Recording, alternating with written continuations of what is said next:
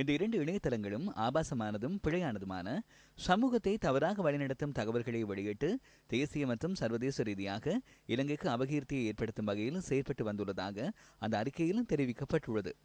இலங்கையினுள் இயங்குகின்ற செய்தி இணையதளங்கள் கட்டாயமாக பொறுப்பு கூற வேண்டியவர்களால் பதிவு செய்யப்பட வேண்டும் என அண்மையில் உயர்நீதிமன்றம் தீர்மானித்திருந்தது.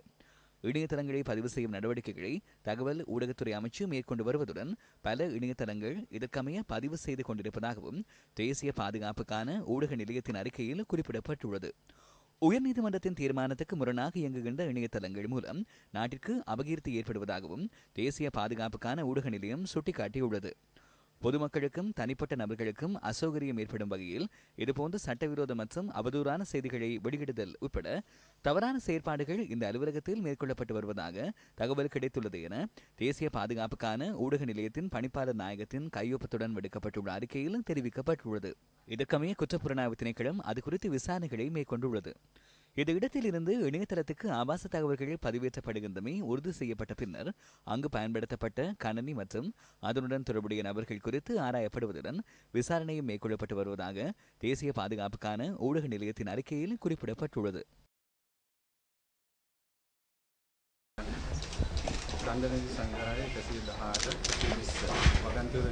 தண்டனை சட்டக்கோவையின் 118, 120 சரத்துக்களின் கீழ் இடம்பெற்றுள்ள குற்றங்கள் தொடர்பிலான தகவல்கள் இதில் உள்ளன.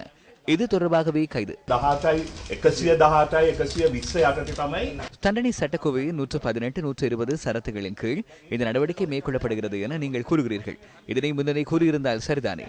இது என்ன தண்டனை சட்டக்கோவையினும் புதிய சட்டம் என்பதை நான் கூறுகிறேன். நான் அமைதியாகவே இருந்தேன். ஆனால் நீங்கள் நாம் விசாரணைகளை மேற்கொள்கிறோம். என்னாலும் உரத்து குரல் கொடுக்க முடியும். அவரது விசாரணைக்கு ஒத்துழைப்பு தாருங்கள். உங்களை போன்றவர்களே அரசியலமைப்பினூடாக சட்டத்தை விதிக்கின்றனர். எனவே உங்களுக்கு பொறுப்புள்ளது. நாம் போலீசில் இருந்து வந்துள்ளோம். எவ்வளவு நேரம் மிக பொறுமையுடன் ஒதுங்கி நின்று நாம் முழு ஒத்துழைப்பை வழங்கினோம்.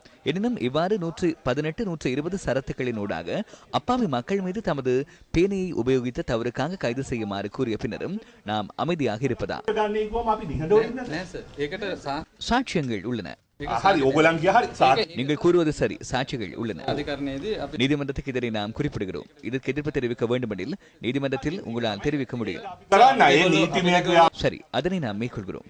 நீதிமன்ற நடவடிக்கைகளை நாம் முன்னெடுக்கிறோம். எனினும் இந்த சந்தர்ப்பத்தில் குண்டர் சட்டம் ஒன்று காணப்படுவது இங்கு தெளிவாக புலப்படுகிறது. இதன்போது ஸ்ரீலங்கா மிரர் இணையதளத்தின் செய்தி ஆசிரியர் கலும் சிவாந்த உள்ளிட்ட 9 பேரை 7 கணனிகளுடன் போலீசார் கைது செய்து அழைத்து சென்றனர்.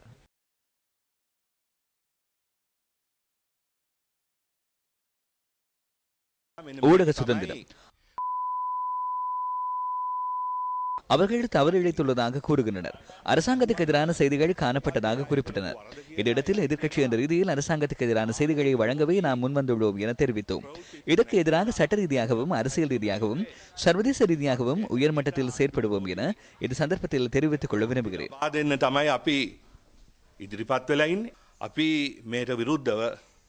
නීතිමය වශයෙන්ුත් දේශපාලන වශයෙන්ුත් ජාත්‍යන්තර වශයෙන්ුත් ඉතාමත්ම ප්‍රබල මට්ටමින් කටයුතු කරන බවට මේ අවස්ථාවේදී ප්‍රකාශ කරන්න කැමැතියි. இதேவேளை நாராயணபேட்டை தொடர்மாடி வீடமைப்பு கட்டட தொகுதி அமைந்துள்ள நியூஸ் எக்ஸ் இணையதளத்தின் செய்தி ஆசிரியர் பீடத்தின் பணிப்பாளர் ருவான் பெர்டினாண்டஸின் வீடும் குற்றப்புலனாய்வு திணைக்கள அதிகாரிகளால் இன்று சோதனைக்குட்படுத்தப்பட்டது.